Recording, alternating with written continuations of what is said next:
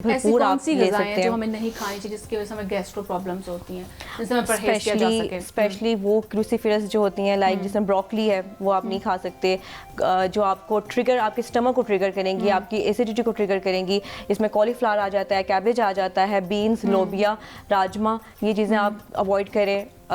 तली हुई चीज़ें अवॉइड करें, कार्बोनेटेड ड्रिंक्स अवॉइड करें, स्पेशली चाय, क्योंकि चाय डायरेटिक है, कैफीन होता है उसके अंदर, वो पानी को आपकी ऑलरेडी बॉडी से खारिज करता है। तो वो लोग जो एडिक्ट होते हैं वो फिर क्या करें? जो एडिक्ट होते हैं बेसिकली हम उनको ये प्रेफर करते हैं कि वो मॉर्निंग सहरी में तो ना करें, क्योंकि सहरी में आपने पूरा दिन फास्ट में जाना है। कॉफी चाय दोनों, कॉफी चाय दोनों हमें सहरी में नहीं पीनी चाहिए। सहरी में नहीं पीनी चाहिए, स्पेशली वो बहुत ज़्यादा तेजाबियत बहुत ज़्यादा होती है, क्योंकि पानी की ऑलरेडी आपकी बॉडी में कमी हो रही है।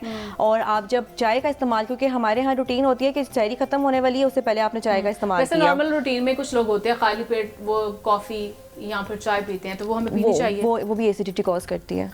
खाली पेट एसिडिटी कॉज करती है, क्योंकि आपकी बॉडी में ऑलरेडी पानी की अगर कमी है, आपके ऑर्गन्स को भी पानी चाहिए वर्क करने के लिए। तो जब आप चाय का इस्तेमाल करते हैं जिसमें कैफीन है, डायरेटिक प्रॉपर्टी वो रखता है, यानी कि पानी को आपकी बॉडी से उसने ऑलरेडी निकालना है। ठीक है, जब आप चाय का इस्तेमाल करेंगे उसको आप रिप्लेस कर दें लस्सी के साथ, थिन लस्सी बनाएं, आप वो पी लें। दही का इस्तेमाल कर सकते हैं, अगर आपको लस्सी नहीं पसंद कुछ लोगों को, तो आप दही का इस्तेमाल कर सकते हैं। अब ये दही और लस्सी का इस्तेमाल कब करना है? जब आप सहरी खत्म करने वाले हैं। ठीक है, उस टाइम लोग क्या करते हैं कि चाय का इस्तेमाल करें, उस चाय को रिप्लेस करें, अपनी हैबिट्स को इस तरह से डेवलप करें कि आप एसिडिटी, ब्लोटिंग खुद ही घर में इस चीज़ को ट्रीट कर सकते हैं। अपने किचन से स्टार्ट करें और खुद ही इस चीज़ को ट्रीट कर सकते हैं आप इजीली।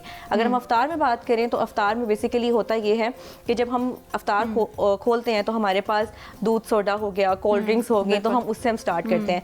अब आपने जब पूरा दिन आपका खाली पेट आप रहे हैं और आपने एकदम से उसको लेना स्टार्ट कर दिया है, पहली बात आप पूरा दिन आप स्टार्विंग में रहे हैं, आपका मेटाबॉलिज्म ऑलरेडी आपका स्लो है। जब आप उसको इनटेक करते हैं, आप इंटेक जब करते हैं, आपने कोल्ड ड्रिंक ली, साथ ही आपने पकोड़े लिए, समोसे लिए। अब ये जो फूड कॉम्बिनेशन है ये बेसिकली बहुत आपके लिए, आपकी लाइफ के लिए या आपके स्टमक के लिए या आपकी हेल्थ के लिए बहुत ज़्यादा मैटर करती है।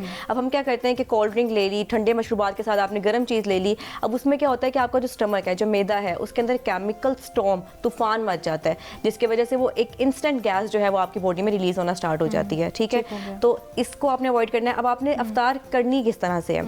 आपने खजूर लेनी है, खजूर ली, आपने पानी लेना है। पानी भी एकदम से नहीं आपने पी जाना, पानी को भी आपने सिप आहिस्ता आहिस्ता करके पानी पीना है। जब आपने पानी पी लिया, थोड़ा सा आपने रेस्ट करना है, उसके बाद आपने मूव करना है। और जब आप मूव करेंगे खाने की तरफ, तो उसमें आपने क्या करना है कि आपने 2 शॉर्ट मील्स की तरफ मूव करें, बजाय इसके कि आप एक बड़ी लार्ज मील की तरफ मूव कर जाएं।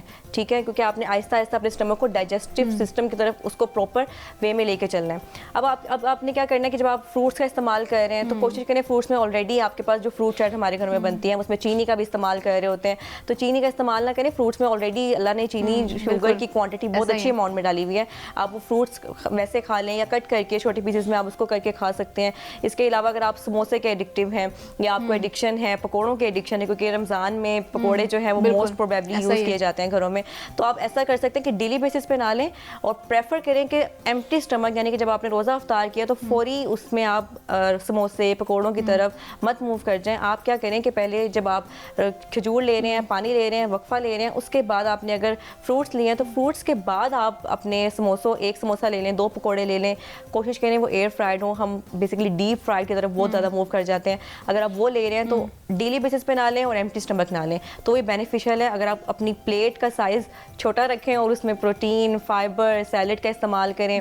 इसके अलावा आप अपने जो उसमें कार्बोहाइड्रेट्स हैं वो भी आपको एनर्जी प्रोवाइड करते हैं, आपके ब्रेन को एनर्जी। सबसे पहले जो हमारा दिमाग है वो वैसे ही हमारा लेजीनेस की तरफ हम लोग मूव किया हुआ होता है, तो लोग प्रेफर करते हैं। तेजाबियत और गैस की वजह से दिल के अमराज पैदा होते हैं, इससे होते हैं अमराज पैदा होते हैं, दिल के अमराज पैदा होते हैं। बेसिकली होता ये है कि जब हम लोग सुबह सहरी में बात करें, पराठा हम इस्तेमाल करते हैं, पराठा हम घी ले रहे हैं, देसी घी ले रहे हैं, बटर ले रहे हैं या आप ऑयल यूज़ कर रहे हैं, उसमें नमक भी है। वो क्या करता है, जब आप उसको इंटेक करते हैं तो पराठा हम तो वैसे कहते हैं ना कि हैवी चीज़ है आपके सामने पड़ी है, बट वो करता है क्या है, बेसिकली आपके खून को थिक करने लग जाता है, ब्लड को गाढ़ा कर देता है। जब वो गाढ़ा करता है तो खून की रवानी कम हो जाती है। अब खून की रवानी, जो ब्लड आपका गाढ़ा हो गया है, वो क्या करता है कि आपके ऑटोमेटिकली लंग्स पे इफेक्ट करता होगा। पहले आपके दिल पे इफेक्ट करता है, दिल पे एक दबाव डालता है, क्योंकि आपकी बॉडी में मेजरली जो खून हमारे जो खून का फ्लो है वो हम आपको पता है दिल ही करवा रहा होता है, लेकिन जो उस खून को कंट्रोल करना है, जो ब्लड प्रेशर है उसको कंट्रोल आपके 2 मेजर ऑर्गन्स ही कर रहे होते हैं। एक आपका किडनी होता है, गुर्दे,